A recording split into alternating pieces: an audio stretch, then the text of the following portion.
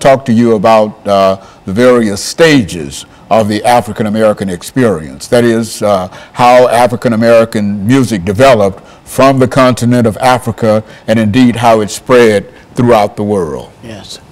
Yes, Dr. Haney, it's great to be back. And I would like to introduce myself. My name is Gregory Taylor from Tuscaloosa, Alabama. And we have been discussing the music over the times that I've been here. And I'm a graduate of Selma University. Very good. And since I saw you last, I have become a member of the Civilian Conservation Corps Legacy Membership. And those men's wishes are to be remembered in song down on the Bicentennial Mall. And so so many things I saw bringing together the music that is just absolutely incredible. But one of the things that we have completed is what I call a pipeline from West Africa. And in this pipeline, one of the sons of Africa have shared with me how the music was sang as they were coming into the transatlantic slave trade, you know. And coming into the transatlantic slave trade, the only thing that lasted, as Dr. Y.T. Walker said, was the rhythm in the music. And so in a real sense, Mr. Taylor, I think we're saying here that when we look back on the continent of Africa, the Africans who came by way of the Middle Passage brought with them their musical experiences, and speak to that. I mean, Yes. What kind of music are we talking about when we deal with the African musical experience on the continent of Africa? I understand that in Africa, everything, every day is done by music, you know, and that there was war music, you know, they used war music in the area of war. And when the music was, as they sang coming into slavery, it was unknown as to where they were going to, but they have been taught the memories of these songs in Africa. And there is different, you know, tribes that sing different things. They have different drum beats in Africa than what they have in other parts of America, the African American music.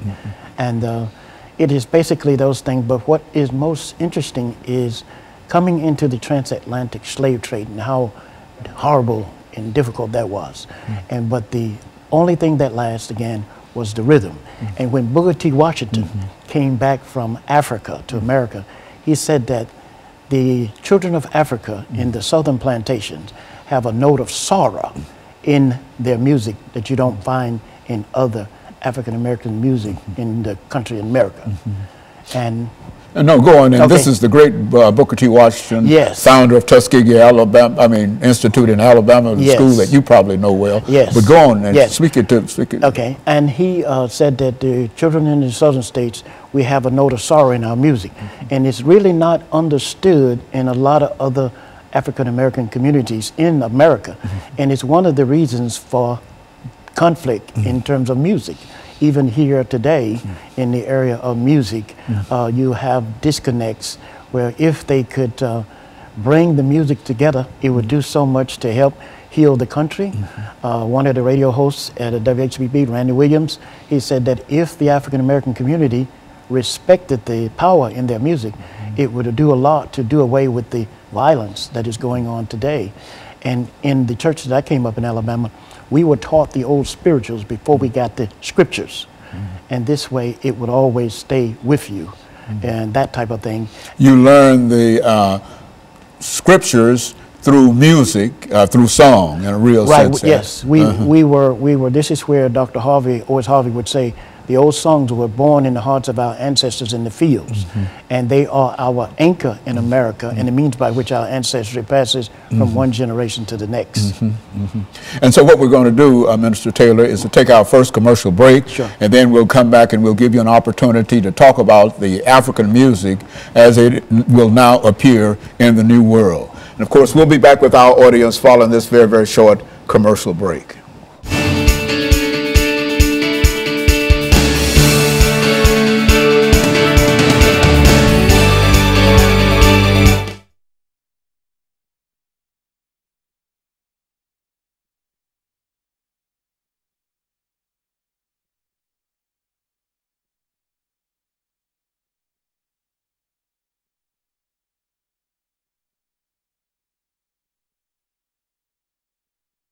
about it. Okay. You know, because I'm gonna be over here, and I hate to be throwing that trash into your audio. Yeah. But I got you. I was wondering about that. No, I tried to ask you if I was speaking loud enough. No, you're not speaking. You weren't speaking loud. Speak it up. Speak out to it. Okay, and I'm gonna.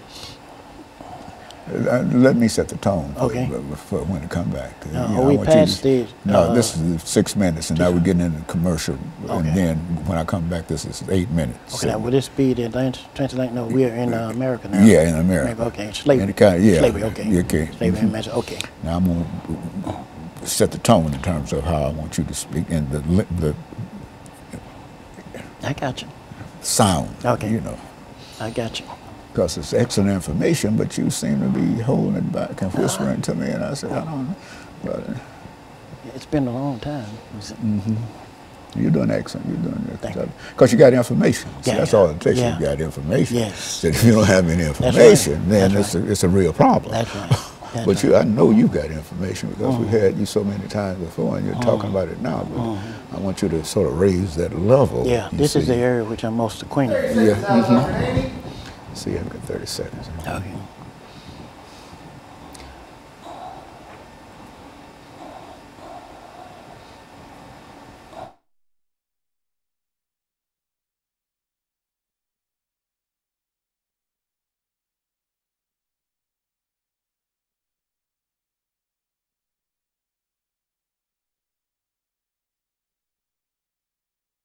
Thank you, and welcome back to the second segment of the show for today. We're talking to Minister Gregory Taylor, and he's giving us some information in reference to the stages of African American music. That is, African American music from the continent of Africa. And in a real sense, I think, as you've already demonstrated, Minister Taylor, African American music will eventually go all around the world. And so let's pick up from where we left off and give you an opportunity to talk about it at where you wish to start. Sure. Now I can pick up in the area of the Deep South. And in the Deep South, as I had said about Booker T. Washington and the late Dr. Owens Harvey, who said, the old spirituals, this is very important, the old spirituals were born in the hearts of our ancestors in the fields. And in the Caribbean, they even referenced to the fact that they knew when they got out of slavery that they didn't have health care or anything like that, but their medicine was in the music. And that's the same thing here in America. And in the area which I came up in, we were taught to always stay near the church where the old songs are sang, because they are our anchor and they're the means by which our ancestry passed from one generation to the next. And the church was like our musical hospital. The first civil rights movement actually took place in Mississippi in a music studio. It wasn't the one that people think it actually was. And I recall when they rewrote the songs in the 60s and went into the streets and sang them. When they come back, Dr. Haney, they were not the same singers they left as. These are key points, and it's very important in order for us to bring the music back that will help heal the country. And one of the professors at Emory University has said, after studying all the families around the world, he concluded that the healing of the American family will start with the point of the old spirituals.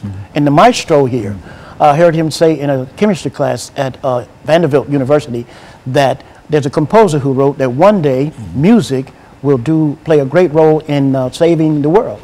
I believe that we are in that day today. And I've kept my music pure. I'm probably the purest person in America when it comes to music. And this past Sunday, I actually decided to only go to Sunday school because I don't want to see, for me to make my music pure, to mix it up, that's lose money, you know. And so when you say that you kept your music pure, yes, it means that you don't mix music that you use in Sunday school, church, with church music or worship music. Right. No. I don't mix it. And one of the other things that have taken place here, the old songs which were born in the hearts of our ancestors in the fields, that was when the European American owned the field. And now I've connected the old songs to a fourth generation farm, you know, in reference to the fact of mentioning to you that we discovered that have inherited a farm in Alabama. So what you have here, that's the heart of the America the country is the That's farm the land. and the music. Yes, that's you know, the land that and was the born music. out of the land. Yes. Yes, and one of the other things we have got to go back and do, we have got to look at the side effects of the music from the 60s, and see, like a lot of African Americans have OD'd on the MLK dream and the freedom song, suffering from mental indigestion of the 60s. You can't sing. Well, you can't sing nothing but freedom songs and protest music, you know. And these are things we have got to discuss. And you know, Dr. Haney, I believe today we have got to do more discussing music rather than singing music. Well, I think that's what we're trying to do here now, Minister. That is to talk about the music that you know, and the music that we've used for all kinds of purposes. I think you've indicated that music was used in the civil rights movement. Yes. It was a way that we protested. Yes. But we also know that music was also an element of entertainment. Yes, when that's right. we talk about slavery and musicals, the African musical tradition during that period, how did Africans express themselves in music on plantations? Well, one of the excellent examples of that is about 2005. Oprah Winfrey had a gala, and she had all of those singers to come together. Maria Shriver, one of the ABC News persons, and they were all singing what I call the modern entertainment type hymns and spirituals. And you had the young singers there, and they were just amazed because they had never seen this aspect of our heritage before. Everybody was amazed, but one of the key things, and I think Sidney Poitier said this, that it was so spontaneous. You know, you can't control it. And in the spontaneity of the music is what makes it what it is. And what I remember was the singer named, I believe, Alicia Keys. She actually caught the spirit of the music. She said, this is something that we have got to keep going. And see, I understand that, Dr. Haney, and that means that the music is not taught, it is caught. And by me keeping mine pure, I'm able to go back and connect the music. And the only thing that I can show you what I mean here is when money when writing was added to money, it never separated, you know. What do you mean when people started to write songs for money? No. This is way back there. When money was first, writing was first added to money, it never separated, you know. And so I keep in my music pure because I know there's medicine in it. It is needed today to help heal. And Dr. Bradley's music was used in the 60s to diffuse racial tension, you know, across the country. And then that mentioned about President Reagan's funeral music. All of those hymns in President Reagan's funeral music, I grew up on them, every one of them, you know. As a matter of fact, when you talk about Dr. Bradley, I think you're speaking of one of the great pioneers in reference to African-American music, spiritual music, and et cetera. So what we would like for you to do, Minister Taylor, when we come back is for you to devote some time in terms of this great pioneer, because I think that most of the music that we hear today, spiritual music and et cetera, will come primarily out of some of the things that Dr. Bradley did. And the most important thing, I think he lived in Nashville, Tennessee. Is That's that right? Yes, and born in Memphis. Okay, so we've got about a minute, and then we want you to start talking about some information in reference to that experience, and then when we take our second commercial break. But I think that some of the information that you're giving now is excellent, and I think it's the kind of information that we want to use, but we want to wrap it around an individual that you believe. I know because we've had conversations in reference to Dr. Bradley before. As a matter of fact, I think you gave me a book dealing with Dr. Bradley, and so I know that you've got a lot of information in reference to it. And so when we come back, then we'll talk about Dr. Bradley, and we'll be back with our audience following this very, very short commercial break.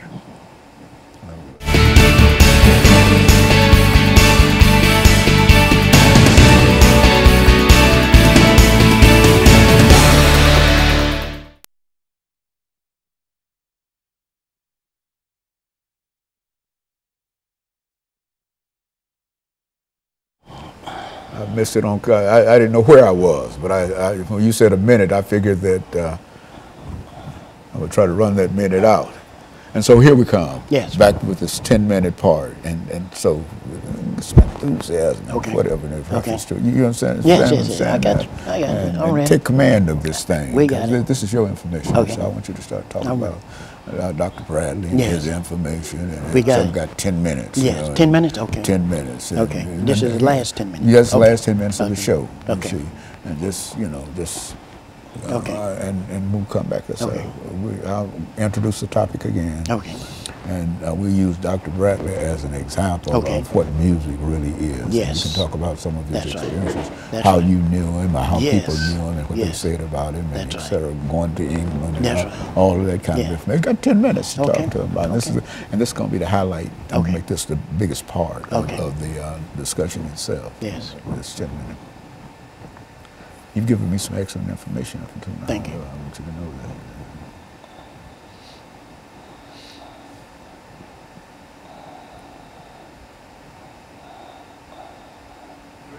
Yes, sir.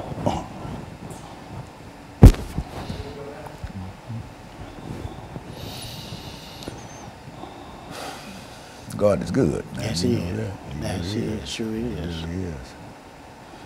He has kept us all this time. That means you sitting up.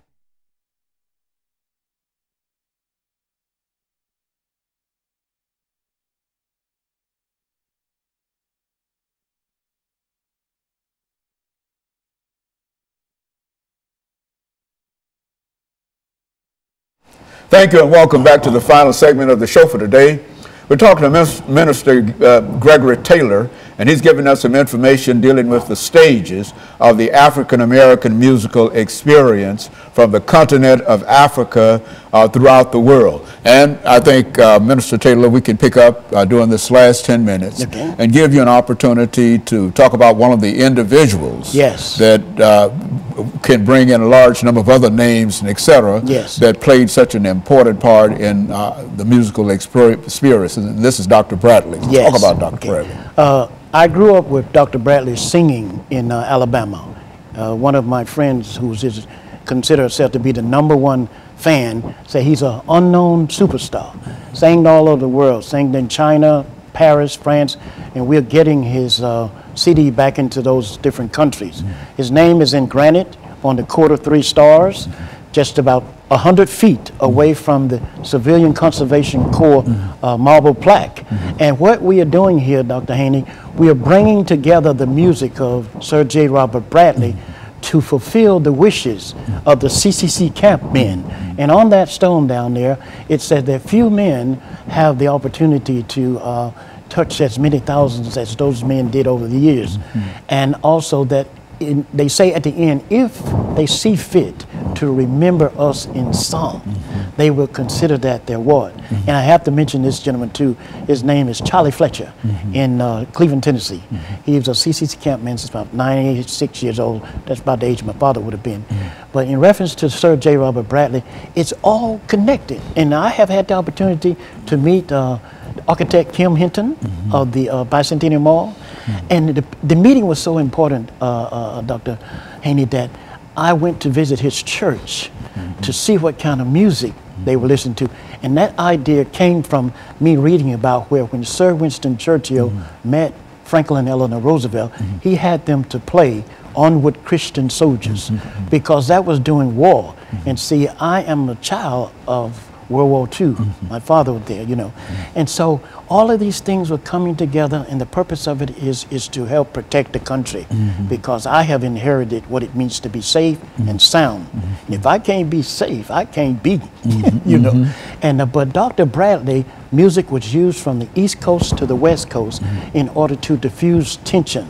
And his website, I don't know if I could give that out. Yeah, go give that. The website is jrobertbradley.com. And his music, the book, we are working on he's due out on a postage stamp any day now. And we are just hoping that this will help create safe communities, create an atmosphere, because our people, I don't think it's racism, I don't think it's bullying. I think it's an emotion from the 60s that have turned into a virus, that this music used to debrief us from that, or help us to shed those emotions of that era. And these are areas where we got to go, and music is the key for doing that. And Dr. Bradley sang for the Queen of England in 1955. It's in his book. I've always been, we were on your show, Dr. Amos Jones and I, talking about his book, and he sang for the Queen of England. And I have received 4 letters from the Queen of England in regards to Dr. Bradley's music, you know. And so it is just absolutely incredible for someone to invest in his music back then. And I, not to overthrow the government or anything, but I listened to God Save the Queen. And the reason for it, it keeps my memory of all the hymns that we sang here in America fresh. And see, a lot of the music is stale today, you know. And this is the way to keep it fresh, is to listen to those different songs. And when I visited Kim Hinton's church, I think it's the Hillsborough United Methodist Church, and I went in there, Dr. Haynes, and they were singing, I want Jesus to walk with me. And I said, they are singing more I am than we are, you know? And so it's these type of things that's happening with the music now, and we have got to get back to this to save the country. You know, one thing about Dr. Bradley, his beginning. Yes. Talk about that, yes, because I think that's right. That's he, Booker T. Washington, right. several, many others right. during that period that were able to rise to great fame. That's but right. Talk about his beginning. Dr. Bradley grew up very poor. For a long time, he didn't have shoes. And there's a story in his book about where they were hungry and they didn't have any food. And he told his mother to forget God or something, and his mother got on him because she had trained him to sing in prenatal. And my mother marked me by the church and the prophet Samuel. But also, Dr. Haney, where I can relate to him, my mother was hungry and pregnant with me. And sometimes I can complain like a hungry, pregnant black woman. But in the reason, it's all there. But the music does so much to help today, the atmosphere, and there needs to be more Dr. Bradley's music on the radio. If Southern Baptists and National Baptists would sponsor Dr. Bradley's music on the air, I guarantee you it'll do a lot to diffuse the tension. And he wrote someone in England and let them know that he sang at the University of Alabama during the time of the problems between the African Americans and the Caucasians. You know, I was just in the 3rd grade then. But I remember all of those times and things that were going on there. He sang at Stillman College, sang at the University of Alabama. And then there's a gentleman here in Nashville by the name of Charlie Parker. He heard him at Sanford University. And there's a testimony he sent me in order to share with others, and how Dr. Bradley talked about that if you love, say you love everybody, you know, and you don't love me, at these things like that, the music broke out, you know. And but he has an incredible story. And I told him too, when I came to Nashville in 1978, I visited him in his home. Okay. And I told him, I said, I was afraid of you, Dr. Bradley, because you would make the people sing in the choir, and I couldn't. So I didn't go, but I did go to church to listen to him, and he said, oh, that's all right. You know? So you had an opportunity to meet him face to face and go inside his home? Yes, he was living in the Capitol Towers, and this is what he shared with me there. He said, never insult a person in speech. And he also said to me how kind the Queen of England was to him while he was there. That's an extraordinary statement. Yes. And really, for him to be called to England by the Queen, and she having a desire to hear him, and of course she and her court, I'm sure, that's an extraordinary accomplishment for a person who came. Now, he was from Memphis, was he? Memphis, Tennessee, dirt poor, and also, let me not forget, Dr. I think Melvin Townsend at the Sun School Publishing Board. He was responsible for sending him to England to the Trinity School of Music to be educated, and his purpose was to come back to America in order to teach his people how to sing the old songs. And this is what we are trying to continue doing today. And I remember he had several opportunities.